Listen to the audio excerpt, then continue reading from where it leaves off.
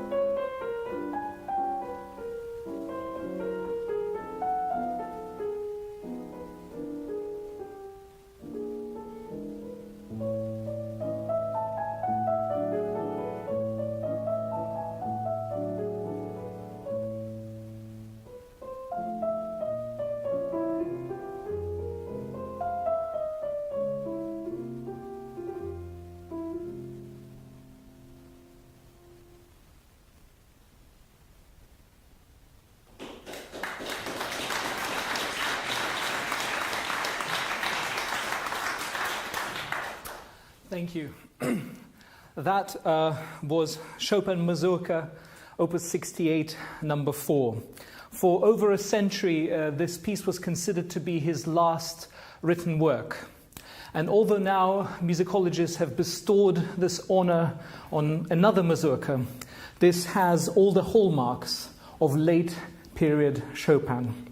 Incredibly dense and ambiguous harmonically, very chromatic, at the same time simple, concise, laconic. Gone are the wild ornamentations. Very simple treatment of the melodic line. I say late period Chopin, but he would have only been about 36, 37 when he wrote this piece.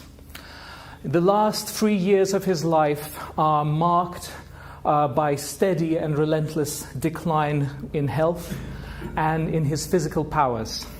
And this is complemented by a staggering diminishment in his produce of artwork. He really wrote maybe 5 or 6 works in the last 2 years of his life, all small miniatures. And when we read rather depressing letters from those times, it seems that he was preparing himself and those near and dear to him for his departure from this world. His funeral took place at the resplendent church La Madeleine, which is right in the center of Paris, Napoleonic building, which was created to imitate a Roman temple. And the facade was draped in black velvet wags, and above the entrance was a sign with his initials embroidered in silver. It was really the sort of high society moment of the season. Over 3,500 people were inside the church. Everybody who was anybody was there. The pallbearers of the coffin included the wonderful French artist Eugène Delacroix and Camille Pleyel, the music publisher and piano manufacturer. With his last dying breath, Chopin becomes immortal, and his legacy and inspiration can be felt through the generations of the composers that came after him. His art spawned many imitators that would range from poor to excellent and wonderful, but most importantly, it paved a way for the geniuses that came in generations later to continue to build on that language and aesthetic and also create something new. How did it all begin? Where did it start? Well, let us go back 39 years to the date that is remembered by all earnest pianists, just as well as they remember their birthdays and those of their loved ones. 1st of March, 1810. Frederick is born to Nicholas and Justina. Second child out of 4, and only boy. His father, Nicholas, was a Frenchman who immigrated from France in the late 1770s. And such was the extent of his assimilation and love for his newfound home that he would change his name to the Polish equivalent Mikołaj Chopin, and Polish would be the first language spoken in the house and used for correspondence. By all accounts, this was an incredibly loving and doting family where the children were encouraged to express themselves artistically. And when young Frederick, aged 4, asked his parents to allow him to learn the piano, which he heard his older sister Ludovica play, they obliged. And soon afterwards, his prodigious talents were shown and on display. Having played to you one of his last pieces, I would like to now play for you one of his earliest works. This is a Polonaise in B-flat major, which he wrote only aged 7. What is quite special for me of this piece is that actually that's the first piece I've learned of Chopin, also aged 7.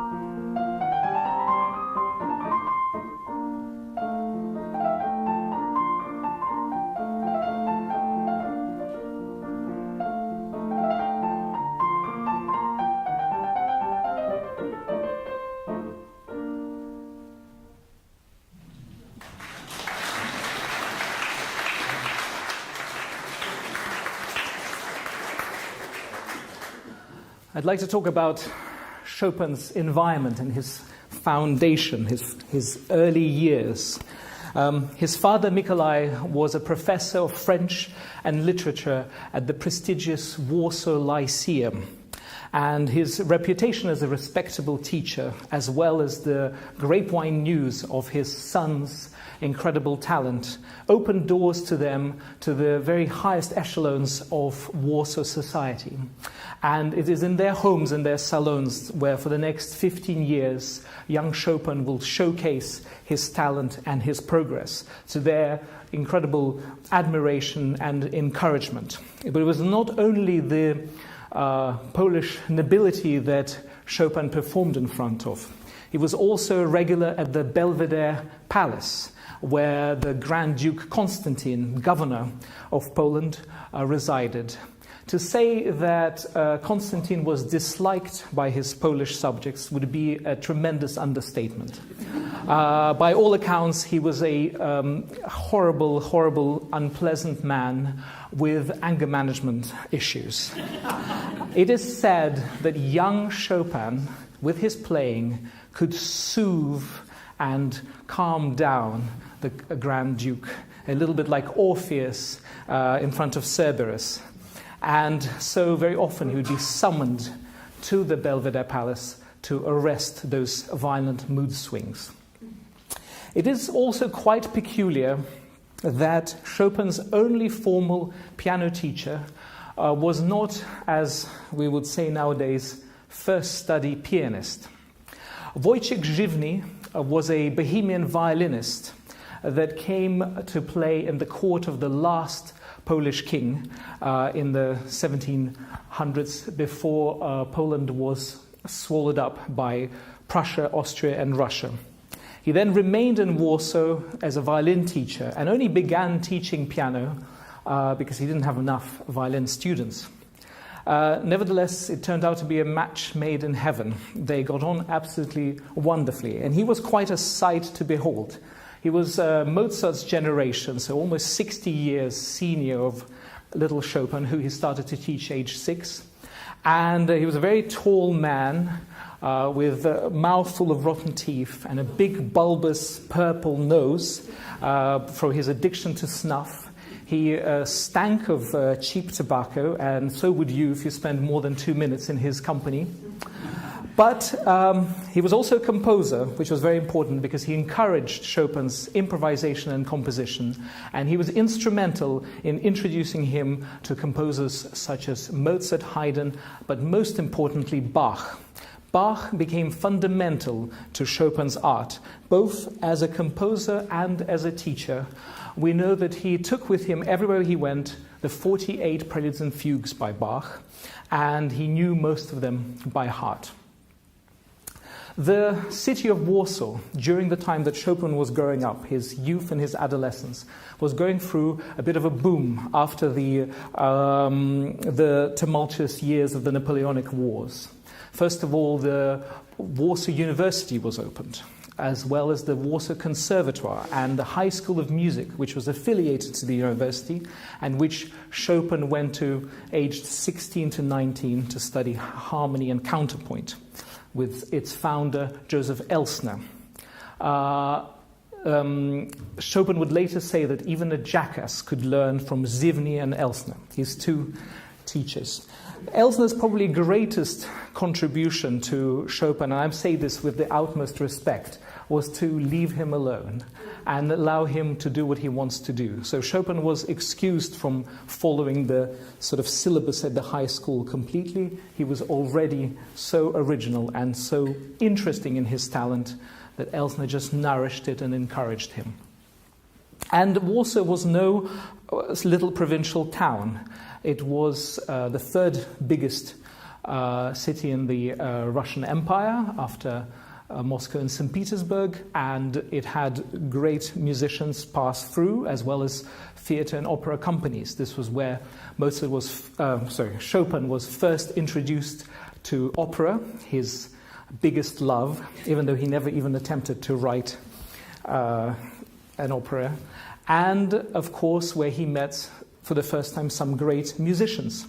In the biography of the four Romantic composers, all born within 4 years of each other, Mendelssohn, Schumann, Chopin, and Liszt, there's a very important threshold, the moment that they hear Paganini. Well, Chopin was the first to hear Paganini in 1828, when he came with concerts to Warsaw, which was part of the celebration of Nicholas I's coronation as King of Poland. And, of course, that changed everything. Paganini was the embodiment of that romantic virtuoso/hero, a human endowed with supernatural powers.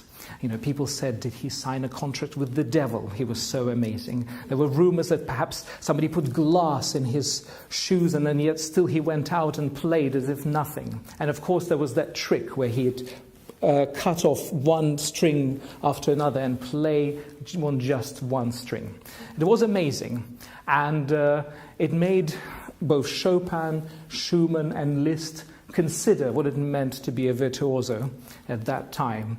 And they all elicited musical responses. And whilst the former two, Liszt and Schumann's, was all about bravado and virtuosity, Chopin's was actually quite a sweet homage, I think, focusing more on the beauty of Paganini's sound. He himself said that Paganini is perfection itself. So I'd like to play for you now Chopin's Souvenir de Paganini, which is his variations on the theme of Carnival in Venice.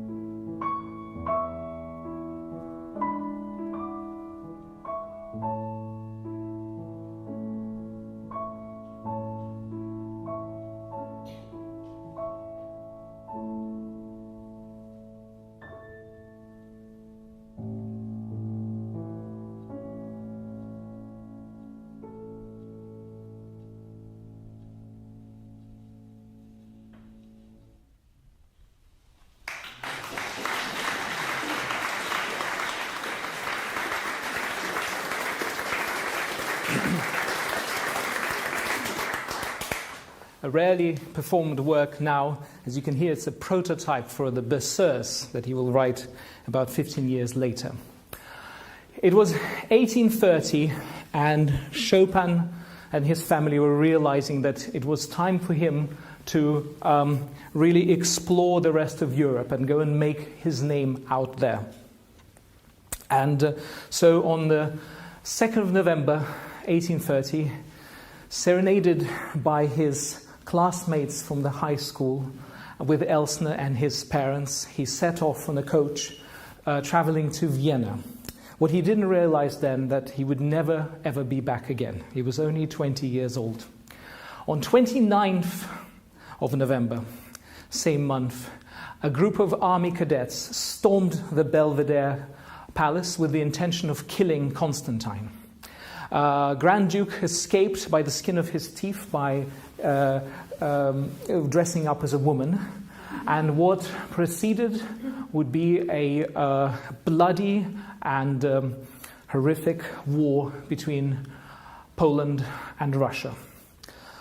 Chopin followed the news anxiously from abroad. He wanted to come back, but he was told that he's better to stay out. And he was in Stuttgart when he heard of the fall of the rebellion. This was also when he would write his first Scherzo, the opening of which is really like a cry for help or anguish, if you remember.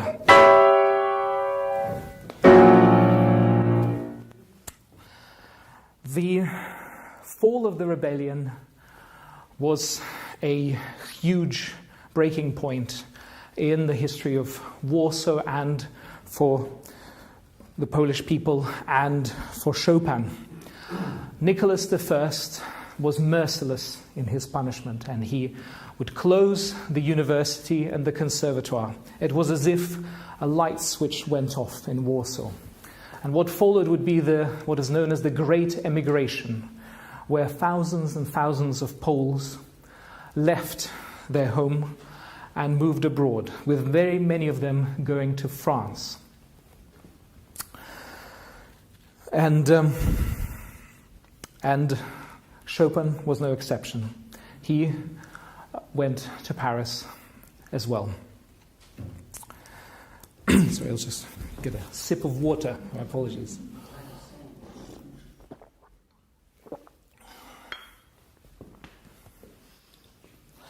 As if the echo of what's happening now with what was happening 200 years was already not complete, there was also the cholera epidemic that was happening at that time as well, moving people west as it was coming from India via Russia through east of Europe. Chopin arrived in Paris in 1831, and this was a city of extremes. It had extreme poverty, extreme violence, but it also had extreme wealth. The center around Ile de la Cité was very built up and crowded. This was not the Paris that we know now. The Haussmann big boulevards will only come in about 30, 40 years.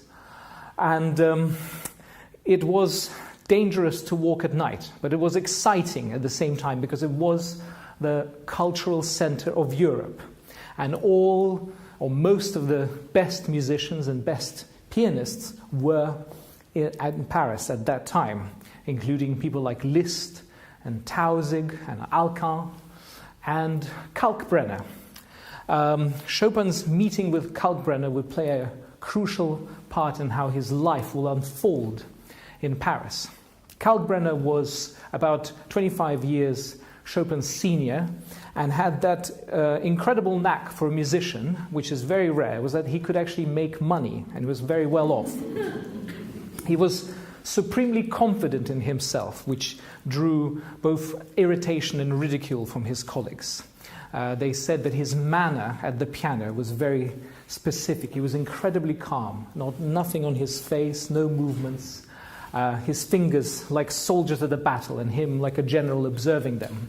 One critic said that his playing was as polished as a billiards ball.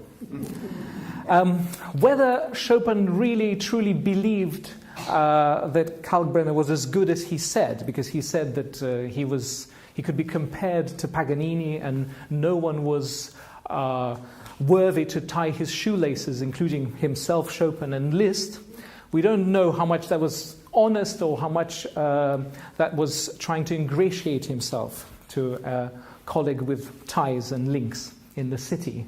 Of course, Kalkbrenner took these compliments in his stride, and as a return offered a 20-year-old composer who already wrote his piano concerti and most of his etudes to give up all public playing and study with him for 3 years to become a true artist.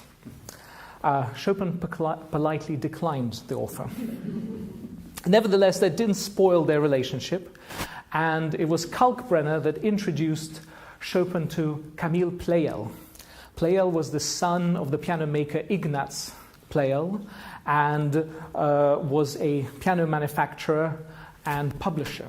And it was in the Salle de Pleyel, his showrooms, which was basically 3 big rooms filled with pianos that he could open up so they would connect into one big hall that could sit about 300 people, was where Chopin had his debut. Now, we must understand that the idea of a piano recital didn't exist back then. This would be invented in the 1840s by Liszt. So Chopin's debut, there was about another 8 or 9 musicians involved. It was always a kind of a buffet of different things. There would be a song, there would be a possibly violin and piano piece. Depending on the resources, there could be even a symphonic movement, a concerto movement, and so on and so forth. And the real number one purpose of this recital was not so much to showcase Chopin, but to showcase Pleyel's pianos. Kalkbrenner was involved, and he composed a piece in celebration of Chopin for 6 pianos, which to me just sounds a bit hideous, actually. And he got the honor of playing on Pleyel's biggest grand piano. Chopin played on a smaller monochrome piano. Nevertheless, it was an important threshold in Chopin's life in Paris. There was not many people in attendance, but there were important people in attendance, including Liszt and Mendelssohn. And this performance confirmed his status as one of the most exciting and great musicians of his generation. I would like to now play for you his Impromptu No. 1, a piece that he wrote in his early days in Paris, which I also think sort of kind of translates that excitement and buzz of a young man when he enters such a big cosmopolitan city.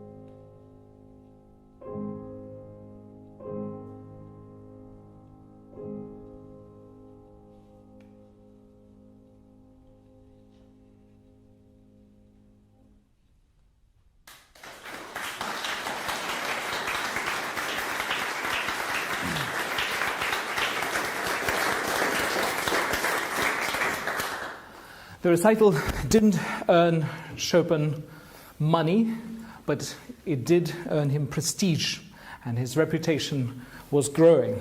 However, there was one criticism, and it was that criticism appeared before, even when he made his debut, very successful debut, in Vienna a few years before that, and even in Poland, where he was adored and loved. And that one single criticism was that his playing was a bit too quiet. People said, well, if he played with orchestra, you couldn't quite hear him. And it would be better to sit right next to the piano. Now, Chopin was very short. He was only 5'2", and he was a very slight man. He never weighed more than about 55 kilograms. But as the audience in St. Mary's, who've heard many pianists of all shape and sizes, know that one's physical attributions does not correspond to the sound you can make. It is not the fact that Chopin couldn't make a big sound. It was the fact that he didn't want to make a big sound. And as years went by, this idea of a public performance where you have to send the sound out was something that was completely foreign to his aesthetics and his belief of how music should be made. And very soon he would sort of recreate the similar kind of style of performances that he had as a young boy in Warsaw, when he began playing for the high society in Paris. This time it wasn't just the nobility, it was also the bourgeoisie, the bankers, the financiers, this new middle class that was born with the Industrial Revolution. And they adored him. And this would be the perfect milieu for Chopin. Because there, in a salon with maybe 5, maybe 10 people in the audience, he could be in his own element. And he didn't need to force the sound. It was the people who, if they wanted to, if they chose to, could listen in to his music making. This effectively removed him, as it were, from the public eye. And somebody like Berlioz despaired, saying that, well, you might as well give up trying to hear Chopin unless you're an ambassador or a prince or of that kind. What was his relationship with his great contemporaries? Well, it was pretty much sort of a bit of a one-sided love, where they showed him tremendous respect and admiration, whilst he was a little bit colder to reciprocate that. The aesthetics of Berlioz with his program music was something that was completely alien to Chopin. He was left cold by Schumann character pieces, even unmoved by that wonderful dedication where Schumann wrote a piece about Chopin, which he called Chopin in his Carnival. And of course, Schumann was a phenomenal champion of Chopin. It was his words, "Hats off, gentlemen, a genius," that he wrote in a review for one of Chopin's earlier works, variations on the theme from Don Giovanni's duet, Mozart's Don Giovanni duet, La cederem la mano. But it didn't do anything for Chopin. He dedicated formally his Ballade No. 2, Monsieur Robert Schumann, but this was really a kind of political move because Schumann dedicated to Chopin his probably greatest work, Kreisliana. And of course there was Liszt, and they were the polar opposites. Liszt was the consummate performer. Liszt was a born showman, an heir apparent to Paganini. And this was all something that Chopin didn't like, also couldn't really do. This was not part of Chopin's nature. With regards to Liszt's compositions, to be fair to Liszt, all of his greatest works, and particularly the second edition of his Transcendental Etudes, his wonderful piano sonata, his Mephisto Waltz, and other compositions he wrote after Chopin's death. So Chopin really never got to hear, as it were, vintage Liszt. But they were friends to a certain extent. They lived next to each other. They appeared at concerts together. They played four hands.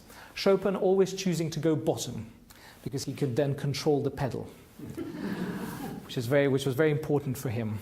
And of course, it is through Liszt, or to be precise, through his lover, Marie d'Agoult, that Chopin would first encounter the most important woman in his life, Georges Sand. That first encounter didn't go well at all. Chopin was appalled by the way Sand wore men's clothing, smoked very smelly cigars, and was just sort of the embodiment of scandal. And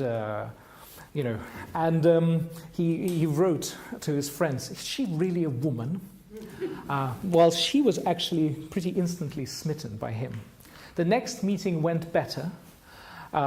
She wore white pantaloons and a scarlet jacket, which of course were the colors, national colors of Poland. And of course that scored a number of brownie points. And slowly but surely they got together. And this would become an incredibly important relationship. They were together for 9 years. It started off swimmingly, it finished very badly. But it was during this time that Chopin would go on to compose some of his greatest pieces.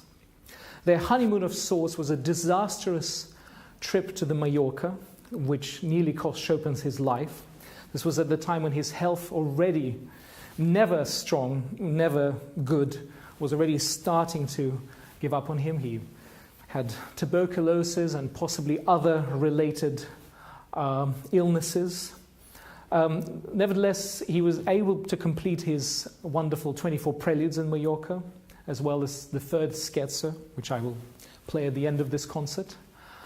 And they then settled into a wonderful routine, which provided him with an ability to write music regularly. And I think what she gave him a sense of sort of family and opportunity to dare and to go further in his works. This was particularly when they went to her estate outside Paris in Nohant, which she called my Garden of Eden. The way they would spend their life would be that they lived not together, obviously, but next to each other in Paris between sort of October and early spring, and then they would move to Nohant for the summer. And this would be the time when Chopin would do most of his compositions. They had an interesting sort of seesaw way of working. Chopin worked during the day, Sand worked during the night. So he would wake up early, play with her children. He got on very well with Solange, her daughter, less well with her son Maurice. Solange would be present at his deathbed. And he would then play the piano, go for walks, compose. They would then meet all together with Georges Sand, or Aurore Dupin, which was her real name, for supper, which would be her breakfast. And then he would retire to bed rather early, at the same time as the kids. And then she would stay on and write. And she was a prolific writer. She could write 20 pages a day, not to mention all the tons and tons of correspondence.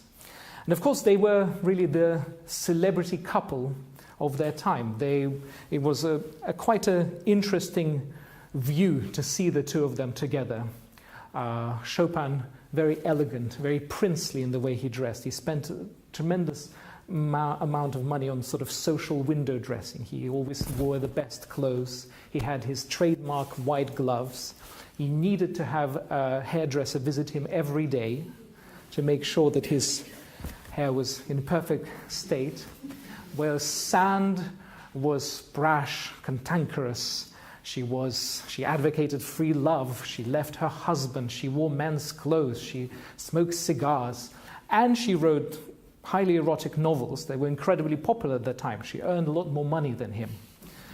And that duet worked for a certain time. And we are grateful because it was in Nohant that he wrote some of his most important works, like his fourth ballad, his two piano sonatas, and some of his most beautiful nocturnes. One thing that we must also address is that they weren't so different in terms of wanting to have guests around them. Chopin was not a sort of aloof, shy, retiring introvert. He was actually very gregarious, and he loved good company.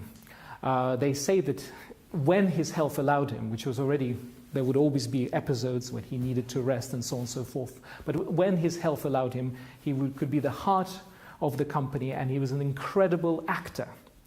They say that, he could have been an actor, and he had wonderful caricatures and was brilliant at storytelling and was very, very entertaining. So they both loved to hold court. I'd like to now play for you one of those pieces that he wrote in Nohant, which is his second impromptu. The reason why I chose this piece was because, of course, one of the things that Chopin played in these salons was not only his compositions, his latest creations, but he also improvised.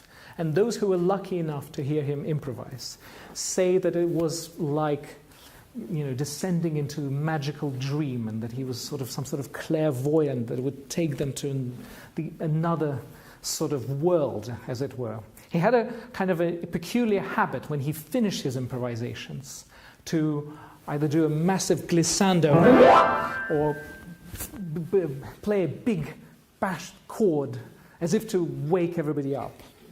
And, you'd hear, there's like a note from Georges Sand to Delacroix, "Come at midnight, Chopin is playing," and there would be, with candles, you'd see Chopin, eyes closed, in a different world, treating people to listen into his world, never pushing himself onto them. And I feel that this impromptu is probably the closest we have in his output to that improvisationary style of his.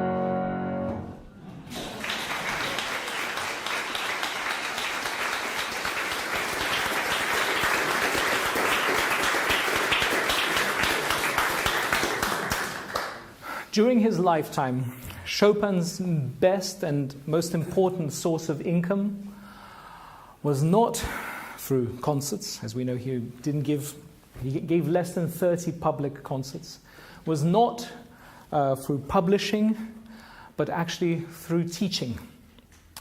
And he had very, very many pupils, and he charged the top dollar to study with him. And of course, there was a commercial aspect to this. Yes, majority of his students came from the wealthiest families. He only taught those who could afford to learn with him. And there was also a little bit of what is known as side hassle. We learned that from 150 students of Chopin, 50 happened to buy Pleyel pianos. And he was given a certain commission on some of them. But he took his teaching incredibly serious. During the summers, he would be in Nohant composing, and during the cold months, from October up to spring, he would be in Paris giving daily lessons, and very many lessons. And what we're left with is a real treasure trove of wonderful knowledge and his incredible innovations. Because his only piano teacher was a violinist who let him be aged 11.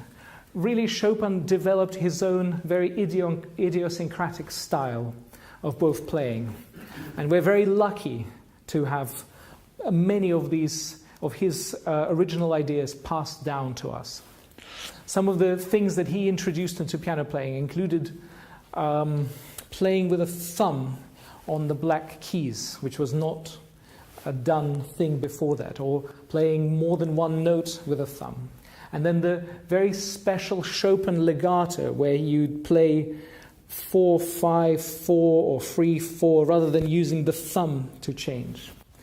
Of course, he advocated for sitting low, and his motto was subtleness above all. He was incredibly flexible, and he talked incessantly to his students about the freedom of wrist, the flexibility, lighter, more flexible. He himself didn't have very big hands, but he was able to make phenomenal stretches, and if you play his repertoire, it's not a small hand repertoire, due to his incredible flexibility. In his lessons, he always taught the sonatas of Mozart and Hummel. Technical exercises were Clementi.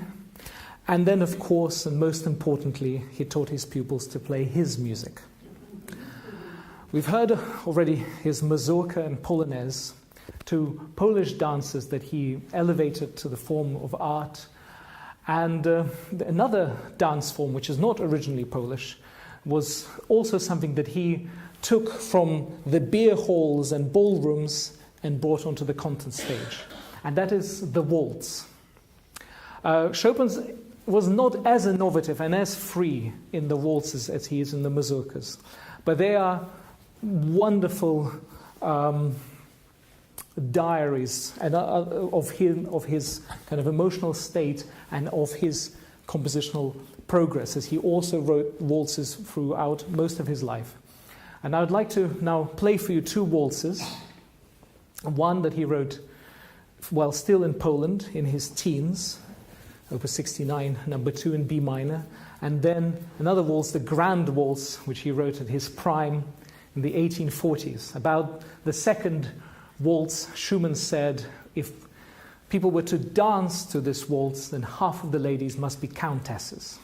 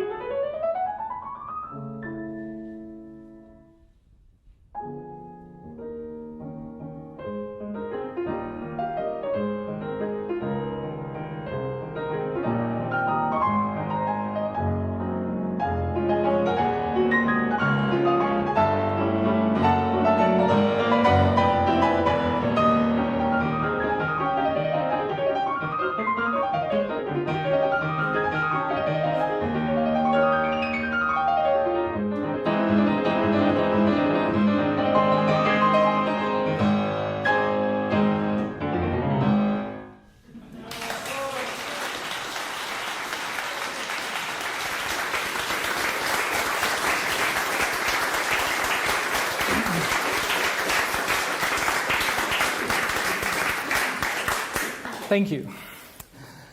To sum up, what does Chopin mean to me?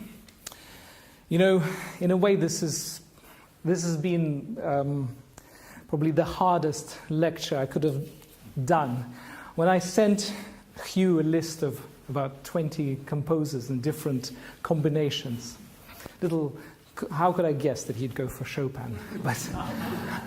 But for me, Chopin is never old. He doesn't sound archaic. In his most beautiful, in his most sincere, he speaks directly. And I think this is where his enduring popularity lies.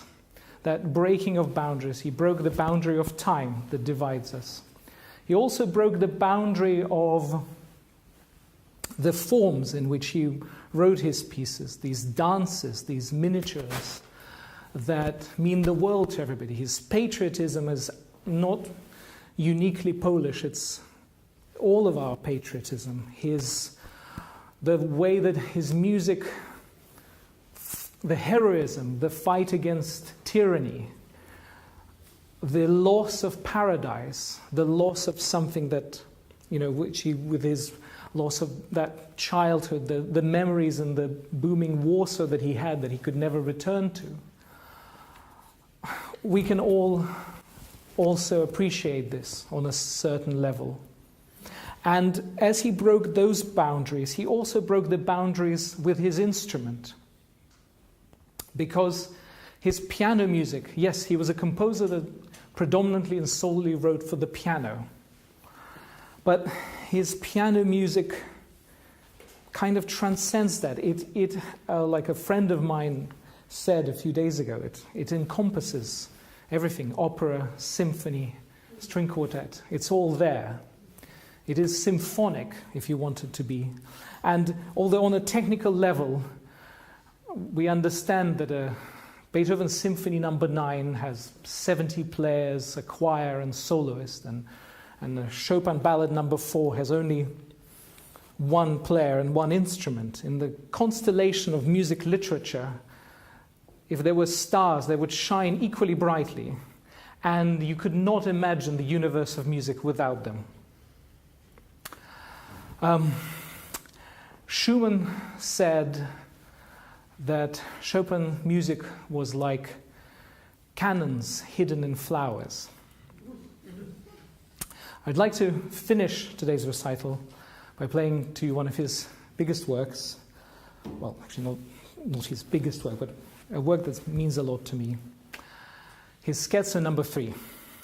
Thank you. It was a pleasure talking to you.